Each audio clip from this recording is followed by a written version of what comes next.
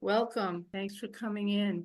Today, Eddie Hauben is going to be with us. Thank you very much, Eddie, for being here. Take it away. It's all yours. Okay, thank you for the brief and sweet introduction. It's nice to see everybody. Appreciate you and in all of your lives make choices about where you want to put your attention. And I certainly appreciate you coming and being here with me and with us together. So it's sweet to see everybody, especially on this interesting weekend before the momentous challenges we'll face one way or another, either blissful or depressed, and watching those mind states come and go, which is really our practice on an everyday basis. And when I come on, I usually like to start sort of a tribute to Syria. And I know for many of you, the challenge of, this last retreat not happening, that was really sad,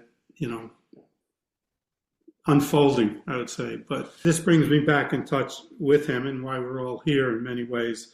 And you might have heard it before, but it's the introduction to his book, Awakening the Buddha Within, which is one of his first, and it's a statement by Thich Nhat Hanh. And it says, I see awakening the Buddha within as a beautiful flower blooming on a beautiful tree that is wholeheartedly committed to true inquiry and practice. Lama Surya Das uses appropriate language that can communicate the wisdom and experience of Buddhism to the people of his times and environments. To me, this is a great achievement, and I feel deeply grateful for it. I wish Lama Surya Das a great deal of happiness in living and sharing the Buddha Dharma in the West. It just always resonates with me. And I always like to offer that when I'm here, not in his place, but alongside of him in these teachings and being with you to share some thoughts. I want to read something. I'm going to focus a little bit on my favorite book for the moment, but Ngyar Rinpoche is In Love with the World, A Monk's Journey Through the Bardos of Living and Dying. It's an extraordinary book, especially for myself, and I think I've shared with you in the past that early on in my own search and travels, I got very sick and in India and was in a coma for a while. And that experience left me, I think the best word was friendship with death and a feeling and a connection to it so that the fear of death seemed to go away. But in that coma, I had no idea where I was. And when I read Mingar's book, he actually describes it in detail, what the process of dissolution was in terms of the mind and body. And when I read it, I realized that that's where I was. So it was a very revealing understanding and insight for me that there were actually descriptions of the process of dying at that moment in that space. And so it's been very enlightening to me. And I just want to read you, I'm going to start at the end in his readings, and where he says, in parting, I would like to give you one small piece of advice to keep in your heart. You may have heard me say this before, but it's the key point of the entire path. So it bears repeating. All that we are looking for in life, all the happiness, contentment, and peace of mind, all in the present, is right here in the present moment. Our very own awareness is itself fundamentally pure and good. The only problem is that we get so caught up in the ups and downs of life that we don't take the time to pause and notice what we already have. Don't forget to make space in your life to recognize the richness of your basic nature, to see the purity of your being, and let its innate qualities of love, compassion, and wisdom naturally emerge. Nurture the recognition as you would a small seedling. Allow it to grow and flourish. So that's kind of the end point of reminding us that I think Surya speaks a lot of natural, great perfection is right here in this moment. And I was talking with Dorian Menlo before we came on, and part of the practice that we'll share today, loving kindness, is one of the divine abodes of the Brahma Viharas, the divine abodes, which are loving kindness, metta, compassion, karuna, joyful, sympathetic joy, and equanimity, upekkha. And so those qualities are the ones that emerge when we spend our life in practice trying to dispel the defilements, greed, hatred, and delusion. And actually, in my own experience, the beauty of our practice together and for over periods of time is that these Brahmaviharas naturally flourish. You don't have to do anything, and you just have to continue to practice. And one of them we were talking about was this idea of, I like to use the phrase, may you live life at ease, as one of the qualities of the metta practice. And what the at ease is the ability to have equanimity of mind and body, and the ability to hold, the capacity to appreciate the changing nature and the ever arising and falling away of the body, the mind, the breath, thoughts, consciousness, and awareness. And to go back to Mingyur, being in the present moment. So at ease has that capacity. And as we were talking about it, it's like I've taught a great deal with young people, teenagers, and I find myself repeating, just sitting. Nothing to do, nowhere to go, no one to be. What really is that? Live life at ease. What is living life at ease? What is that about? And am I at ease? Do I have equilibrium? Do I just sit here and be in the present moment? And so it's been a fascinating journey for me when I hear that in my own mind, to be reflected for those that are interested in hearing the Dharma and the practice. So I thought we'd start with in this moment from Mingyur, the breathing exercise that he used. And so we'll have a little bit of just being quiet together and sitting, and we'll go through this experience that he had. So I'll just give you the brief intro to it as he talks about it. At one stop, I had been able to move from the floor to a wooden bench, and now I sat with my back pressed into the wooden slats. I knew that if I really wanted to become more flexible, I would have to drop down to a place beneath the separation of heart and mind. I sat up straight and lowered my gaze. For a few minutes, I just remained still and did my best to relax my body and mind. I first directed my mind to rest lightly on the breath and to follow it.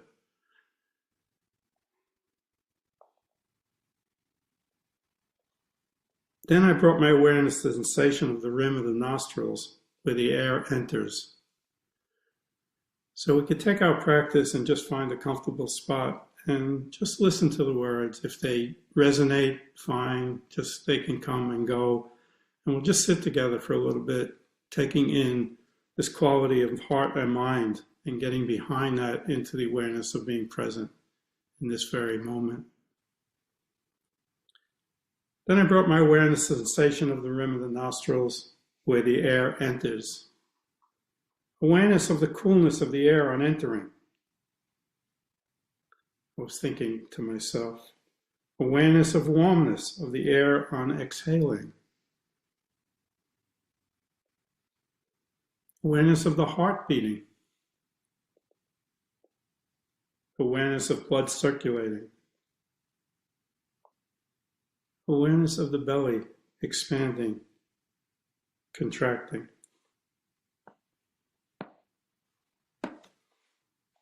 Awareness of the chest expanding, contracting.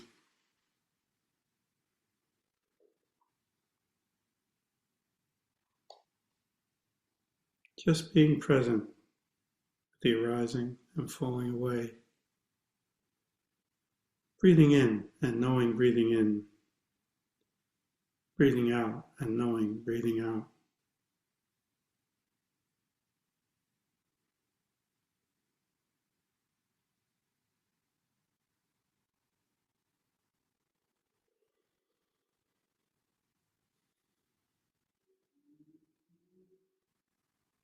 Just sitting in the present moment. Mingyur goes on. After a few moments, I added contemplative reflection. This means thinking with the heart more than the mind. I remained aware of sensations, but added the dimension of change.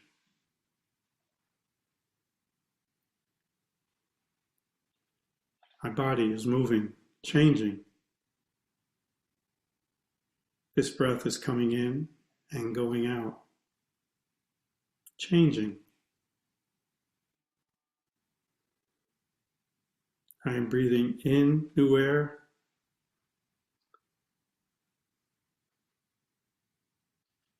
changing. I am breathing out old air, changing.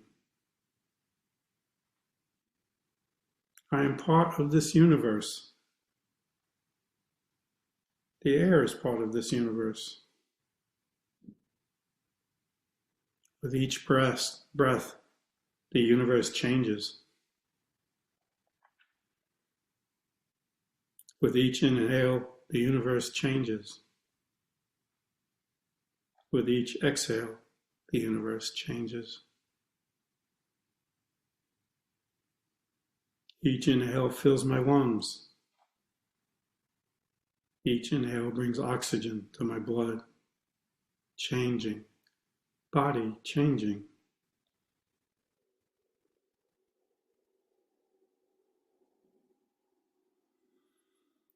Each sensation is temporary, each breath temporary, each arising and falling temporary. All changing, transforming.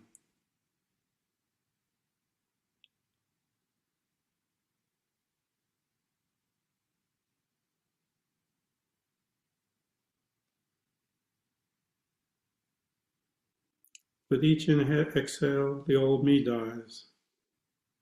With each inhale, a new me is born. Becoming, renewing, dying, rebirth, change.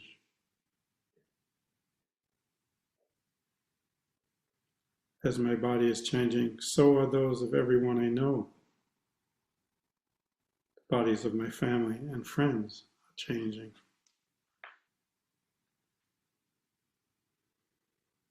The planet is changing. The seasons are changing. Political regimes are changing. My monasteries are changing. The whole universe is changing. In, out, expansion, contraction.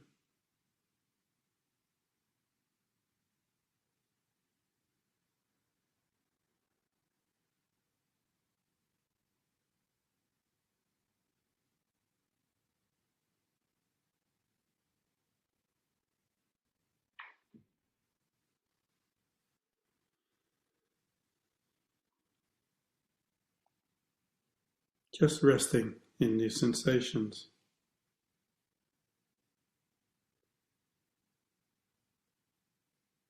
In a few more minutes, I took my mind off the sensations and just rested with the awareness itself.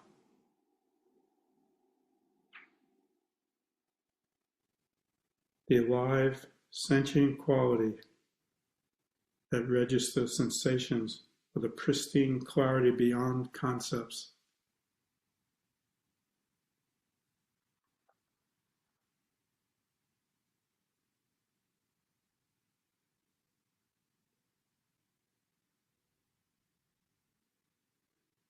I experience the confusion that arises when we cling to our beliefs and expectations. The innate clarity of our awakened minds.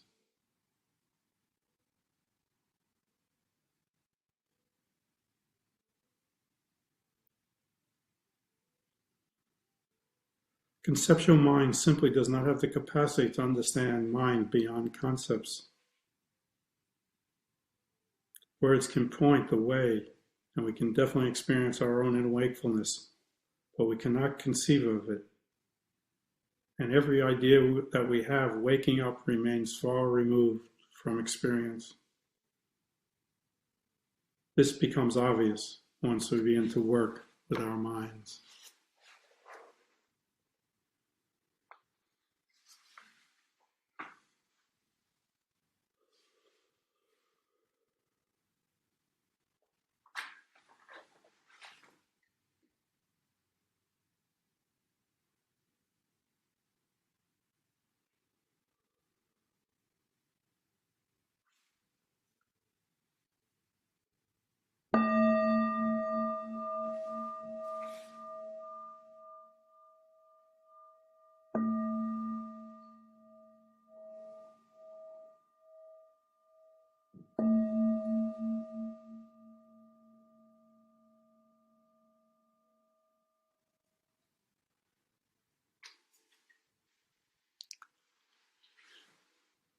So what is it about our minds that are so occupying of our reality? Eddie Baba had a great Indian saint of the end of the 19th and early 20th century, had a saying in his book, God Speaks, that this is the illusion that sustains reality.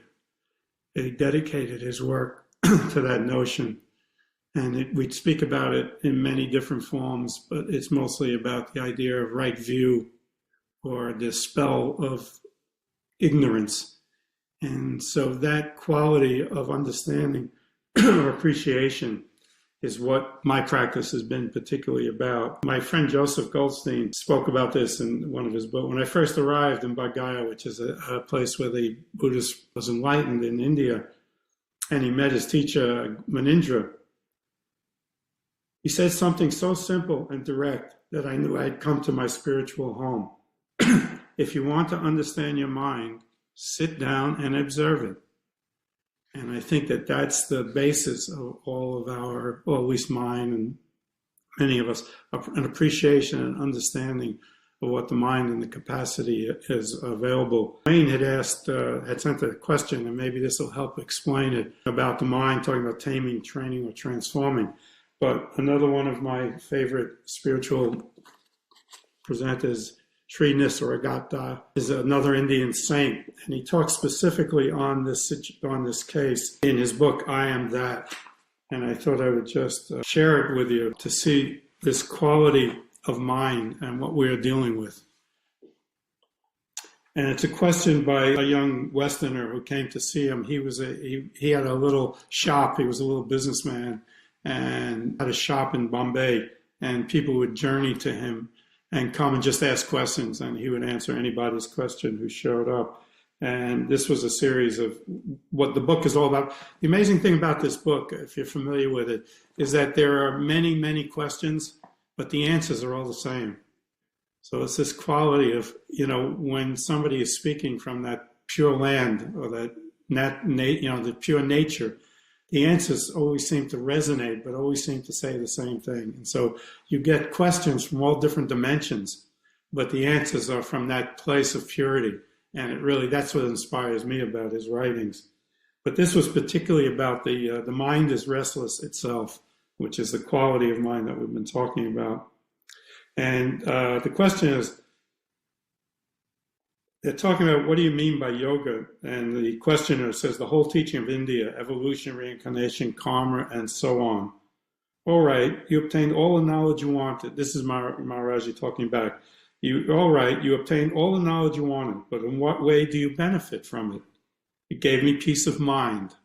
And this is the critical piece in response, which I found extraordinary, because at the end of my father's life, he talked a lot about peace of mind. And I couldn't, at that time, I didn't understand it. Now I feel more confident to it. But just reading this gave me a whole new insight to it. So the question is, did it give you peace of mind? Did it? Is your mind at peace in your search ever? No, not yet. Naturally, there will be no end to it, because there is no such thing as peace of mind. Mind means disturbance, restlessness itself is mind.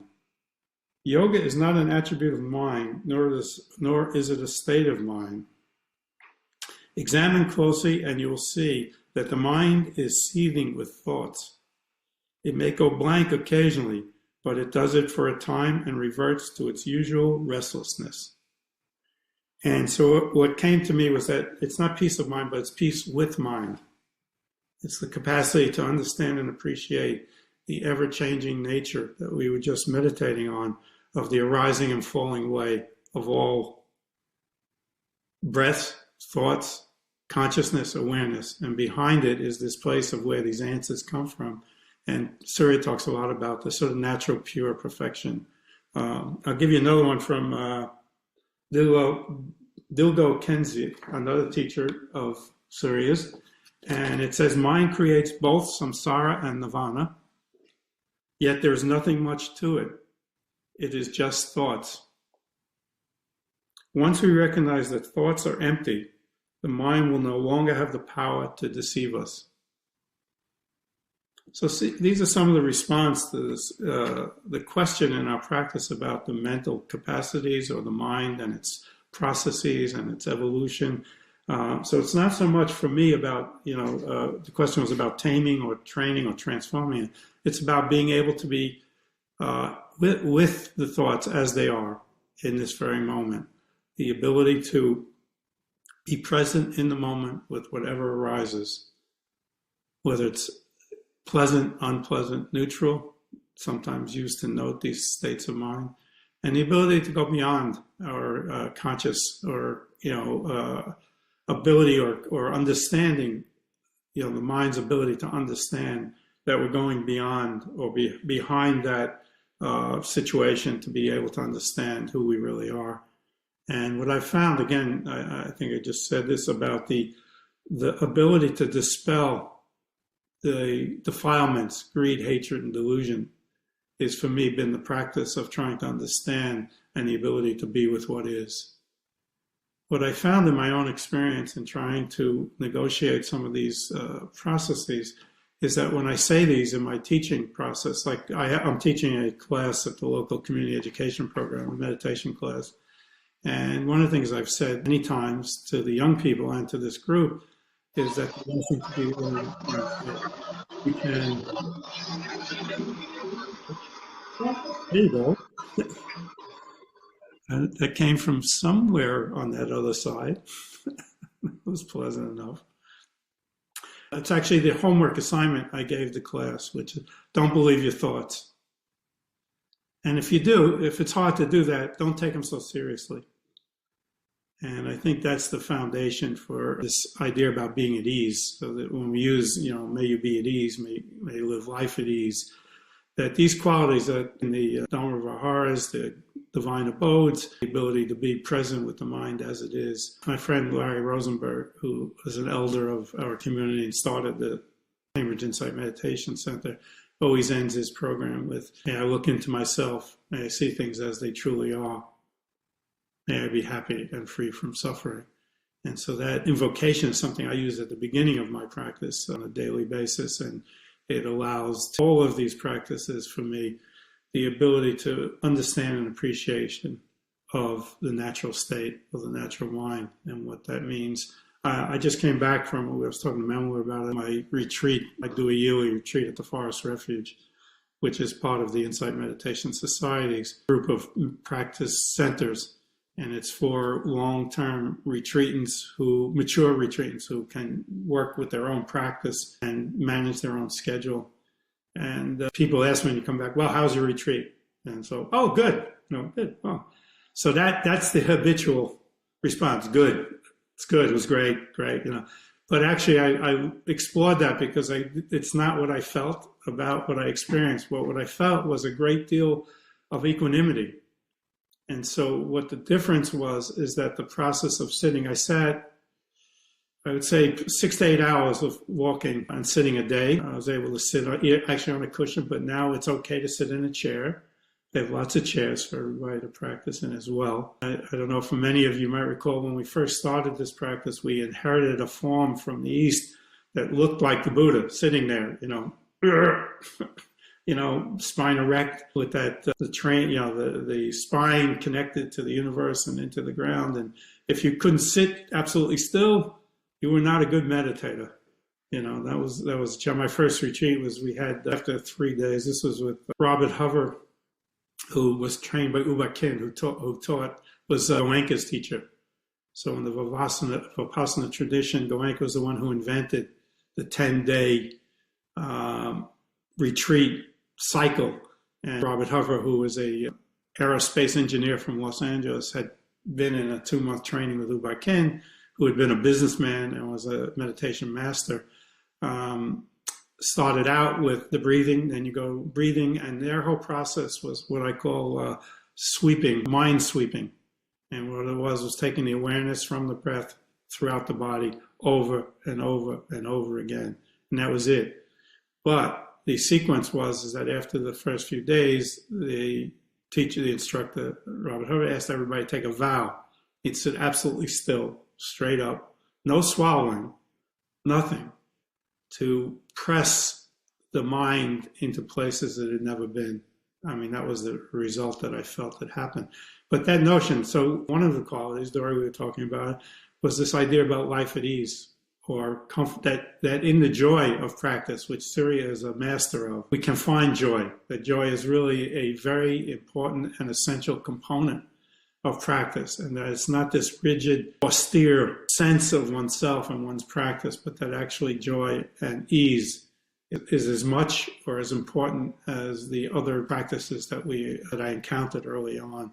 So I want to just raise that as part of where my understanding of practice is at this time. I think Surya is the master of joyful unfoldings and the ability to have the capacity to hold the teachings of the natural perfections in a joyous way, and being able to share and teach that, and to allow the lineage to become alive for us in our time, which is our goal. The other part of my practice has been the characteristics of existence, which I find to be probably the essential understanding of my own practice, which first one is nature or change, impermanence.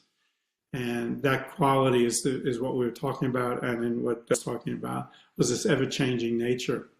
And the true connection with that, the true understanding and experience of impermanence, is that it can lead to freedom. Just that piece. The second one is suffering, or dukkha, which is the unsatisfactory nature of all conditioned things. So that whatever it is, it'll change. And so our nature to attach to things that we like, or the aversion of pushing away what we don't like, is all about clinging. And since it's not satisfactory either way, true happiness is not available. And the third one is not self, or anatta. And not self is probably in some ways the most complicated or difficult, which is the ability is that there's nobody home, really.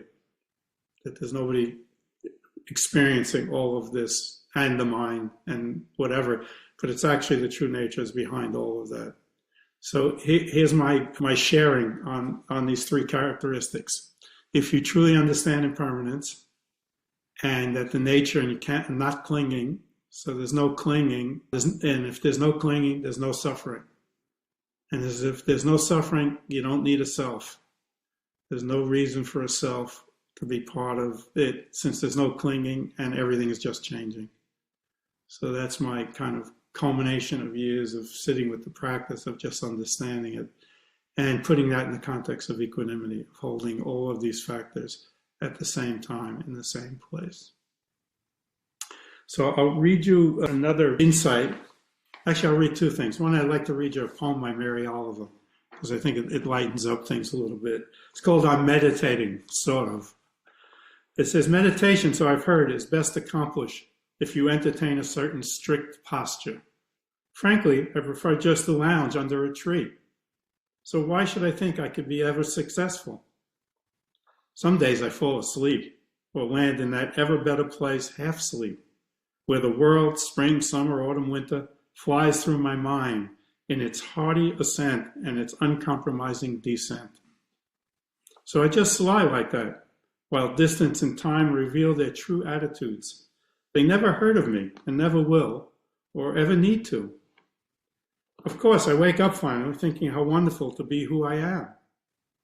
Made out of earth and water, my own thoughts, my own fingerprints, all that glorious temporary stuff.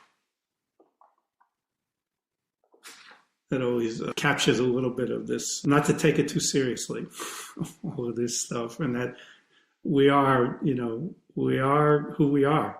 And that question, who am I, is an important one, but it always lightened up, a little bit for me, the search. So I enjoy sharing that with you. Also, this is a brand new book of poems by Joseph Goldstein. It was published by IMS. He's been working on it for a couple of years. I remember a couple of years back when he first started this, he read us a poem. He had had a poem published, and they gave him $200 to publish his poem, and he was very excited.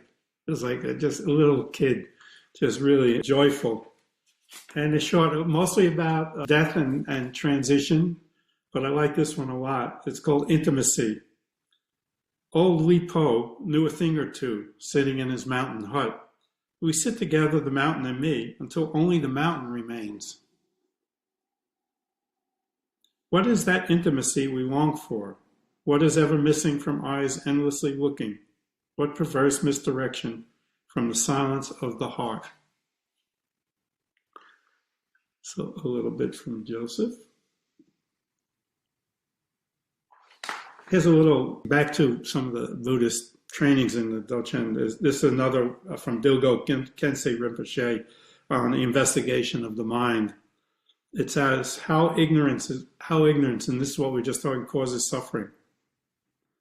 This is what we call ignorance, not recognizing the void nature of phenomena and assuming that phenomena possess the attribute of true existence, although in fact they are devoid of it.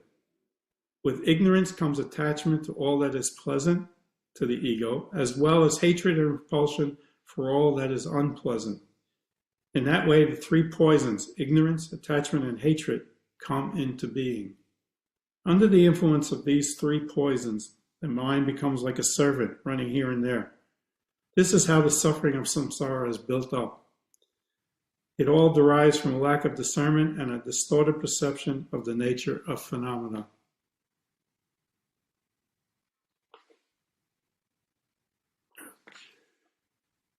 So that's too much talking. So with all of that, I think we'll practice a little loving kindness, which will make an ease to all the words that have been said. And hopefully they've just floated around, and whatever landed has been okay, and what hasn't is fine. So we'll move from that, and we'll take a little bit of time to practice some metta, and we'll use the traditional sayings, that the ones that I like, and you can welcome to use any ones that you like and interpret it as you wish in terms of your own practice and what you've used or feel comfortable, or in this moment of high restlessness and mental anxiety that we all have in the present conditions of our world, which are, say the least, insane in the amount of suffering that we witness. And this will help hold it. This is not to change it. This is to help us hold and open our own hearts to be with what is, and to find that equanimity and the ability not to cling to one pleasant or unpleasant sensations.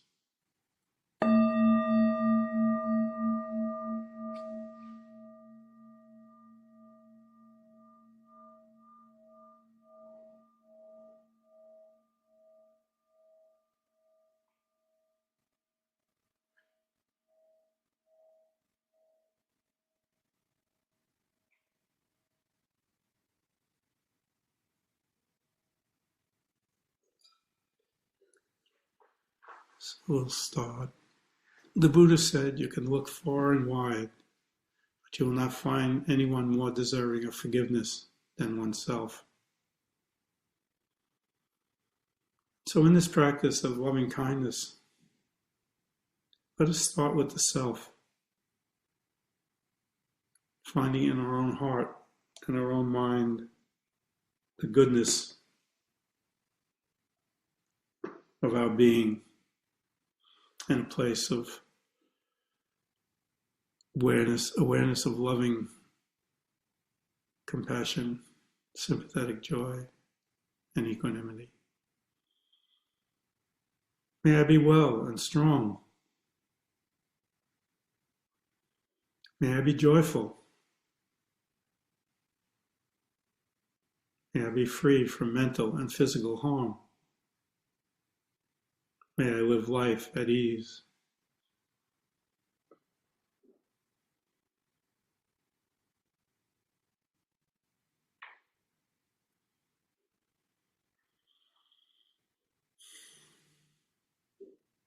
And for the second time, letting the heart arise and noting for ourselves, may I be well and strong.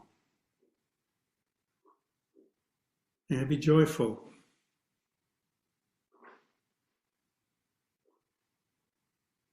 May I be free from mental and physical harm and suffering. And may I live life at ease.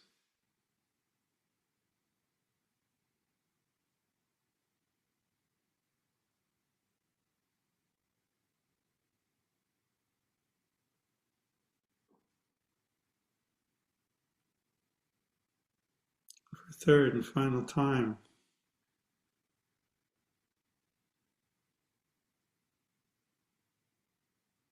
may I be well and strong. May I be joyful and happy,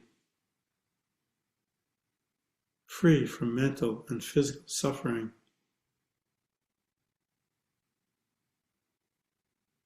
May I live life at ease.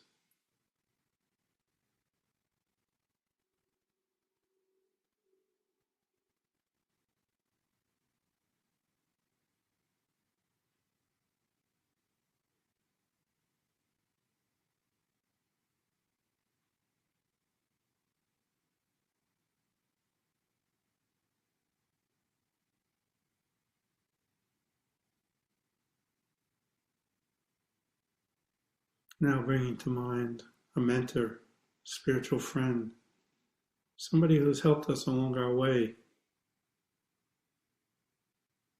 has been there for us in our need of spiritual search and provided support.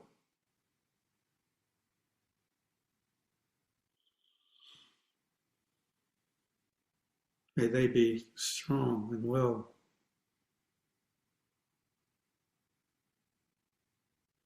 joyful and happy. May they be free from mental and physical harm and suffering.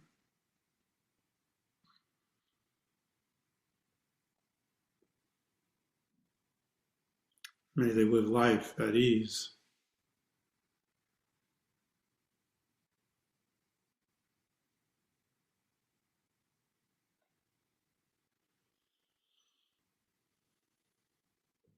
And again, with that person in our heart,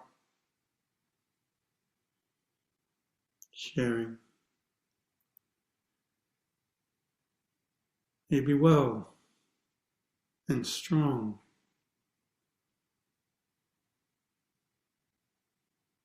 May be happy and joyful, free from mental and physical harm. May you live life at ease.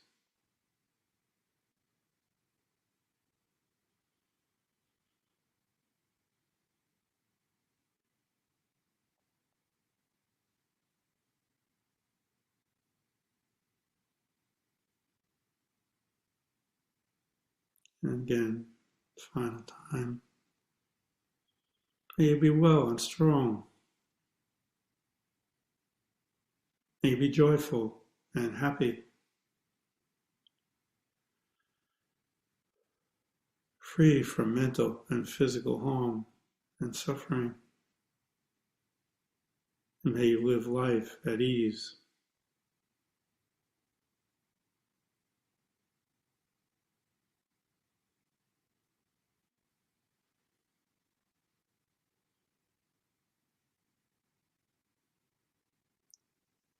Now moving on to someone dear to you in terms of friendship and love that has shared your journey intimately. That person or persons, hold them in your heart and wish for them as we have for ourselves and our mentor. May you be strong and well. May you be joyful and happy, free from mental and physical harm, and may you live life at ease.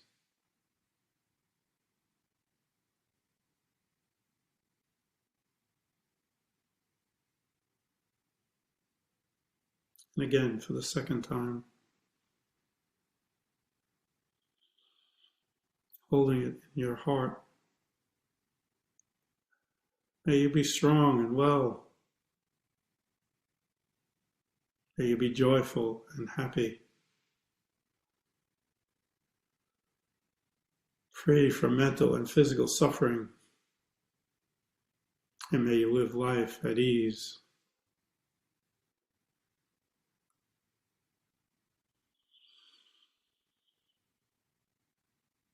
And for the third and final time, holding this person or persons in your heart. May you be well and strong. May you be joyful and happy, free from mental and physical harm, and may you live life at ease.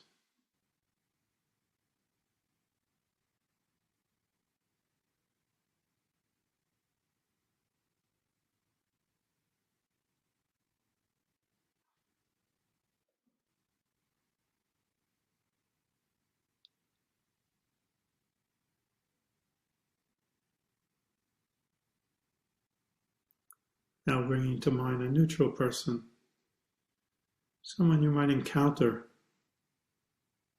in your daily activities, the doctor's office, grocery line. You can see that person and hold them in your heart. May they be well and strong. May they be joyful and happy, free from mental and physical harm. May they live life at ease.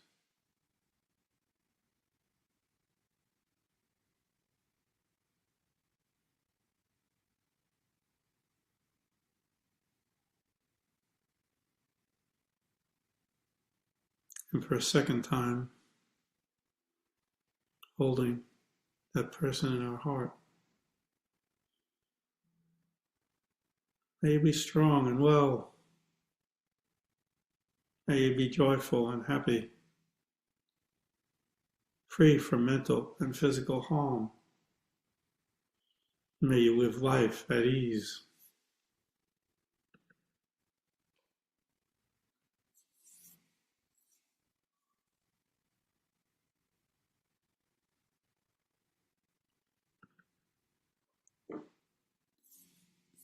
And for the third and final time, holding that person in our heart. May you be well and strong.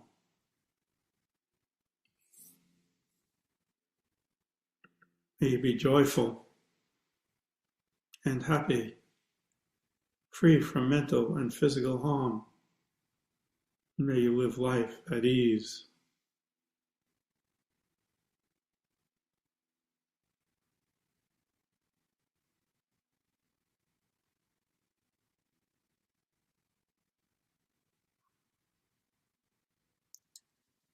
Third and final time. May you be well and strong. May you be joyful and happy, free from mental and physical harm. May you live life at ease.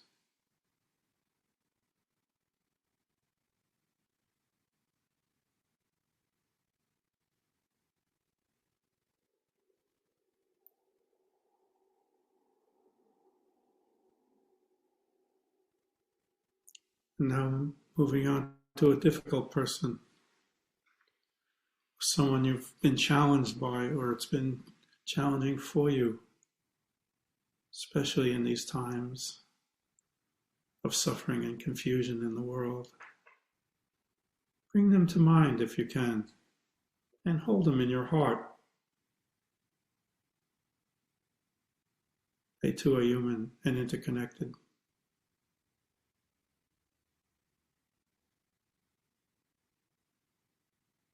And offer to them as we have for others. May you be well and strong. May you be joyful. May you be free from mental and physical harm. And may you live life at ease.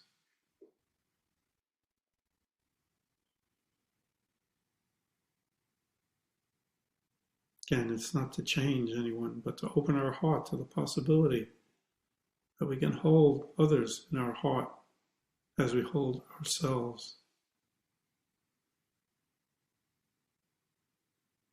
And we repeat, may you be strong and well. May you be joyful and happy, free from mental and physical suffering. And may you live life at ease.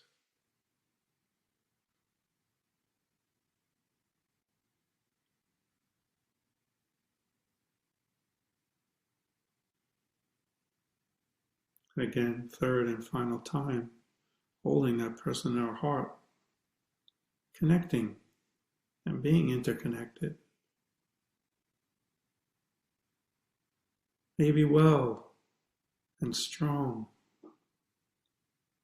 May you be joyful and happy, free from mental and physical harm. May you live life at ease.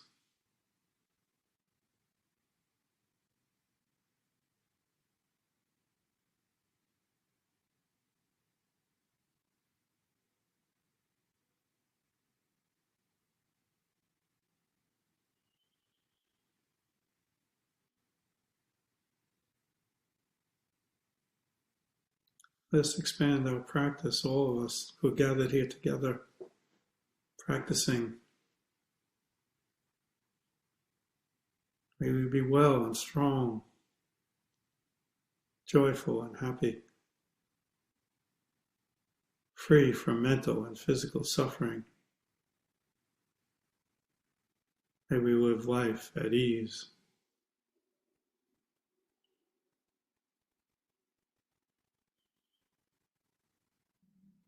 And expanding our heart to include all of us gathered here practicing together for a second time. May we be well and strong. May we be joyful, free from mental and physical harm. And may we live life at ease.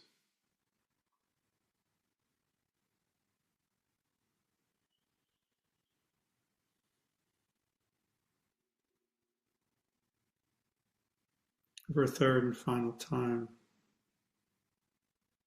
holding those of us here gathered, practicing together in our heart and wishing for them to be strong and well, to be joyful and happy, free from mental and physical harm, and to live life at ease.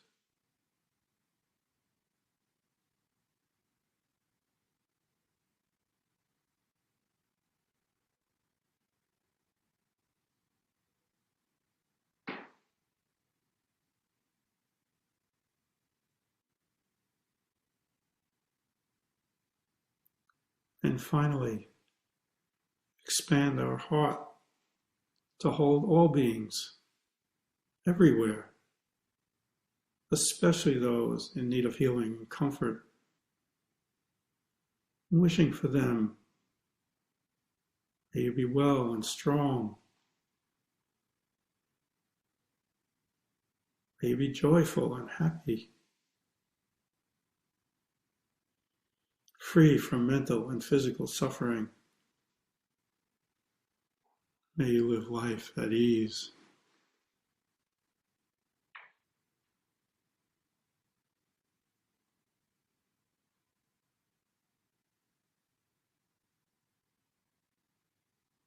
And for a second time, expanding our heart as wide as we can to all beings everywhere, especially those in need of healing and comfort.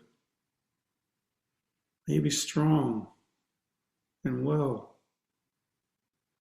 May you be joyful and happy, free from mental and physical suffering. And may you live life at ease.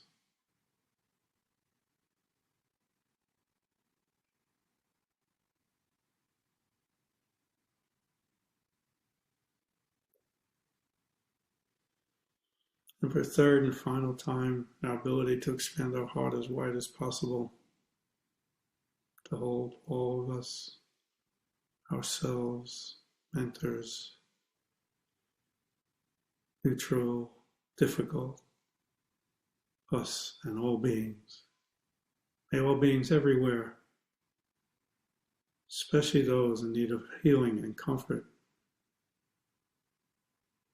be well and strong,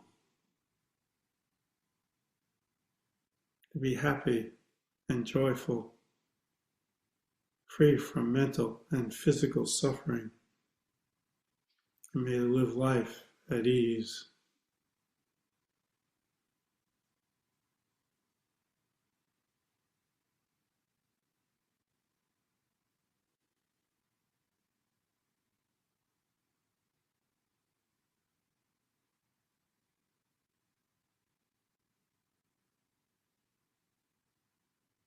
And let us dedicate the merit of our practice together to all those that are suffering, need of healing and comfort, and wish them well.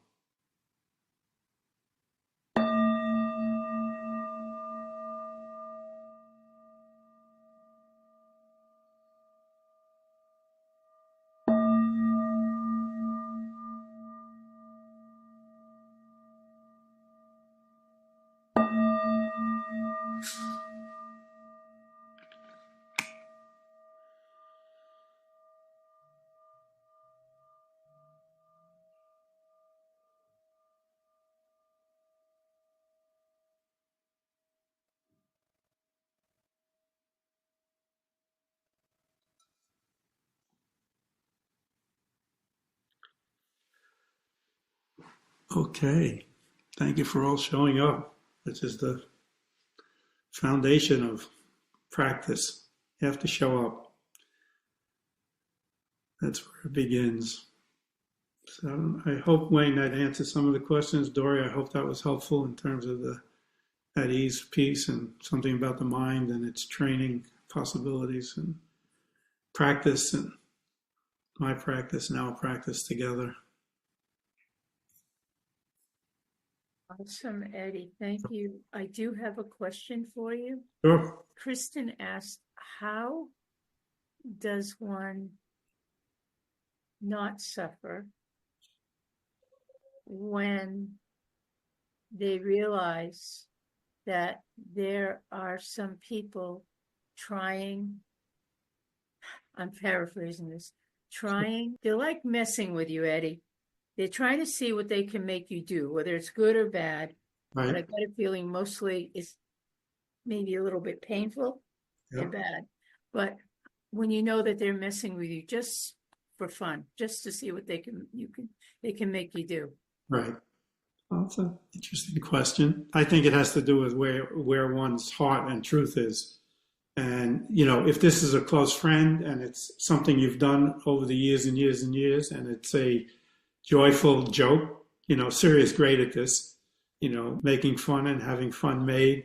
If that's the process, then it could be part of one's spiritual practice of being joyful in the world.